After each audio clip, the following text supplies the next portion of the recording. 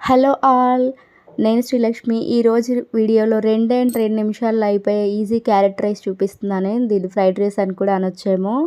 దీనికోసం ఒక పెద్ద సైజు ఉల్లికాడలు తీసుకొని సన్నగా కట్ చేసి పెట్టుకోవాలండి. గుప్పెడి కరివేపాకు ఆకులు తీసుకొని వాటిని కూడా సన్నగా కట్ చేసి పెట్టుకోవాలి.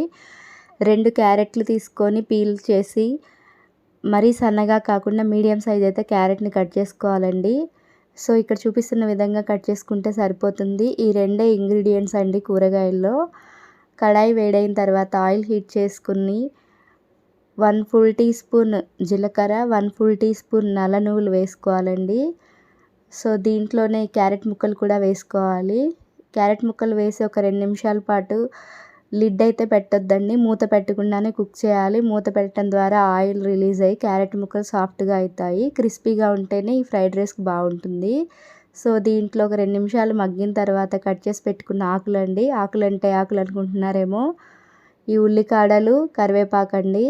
సో అది కూడా కలుపుకున్న తర్వాత 1/2 టీ స్పూన్ అల్లం వెల్లుల్లి పేస్ట్ వేసాను. సో మంచిగా మిక్స్ చేసుకొని ఒక 2 మినిట్స్ కుక్ చేసుకున్న తర్వాత ముందుగా ఉడికించి పెట్టుకున్న రైస్ని కంప్లీట్గా చల్లార్చిన తర్వాత ఈ బౌల్లో వేసుకోవాలండి. ఈ రైస్ యాడ్ చేసే టైంలో మట్టికి హై ఫ్లేమ్లో ఉంచుకోవాలి గ్యాస్.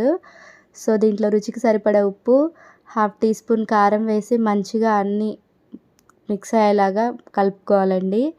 అంతే అండి, మన దగ్గర లెమన్ ఉంటే లెమన్ స్క్వీజ్ చేసుకొని తినేస్తే ఏ కర్రీ అవసరం లేకుండా ఇన్స్టెంట్గా క్యారెట్ రైస్ అయితే రెడీ అయిపోయింది. Thanks for watching.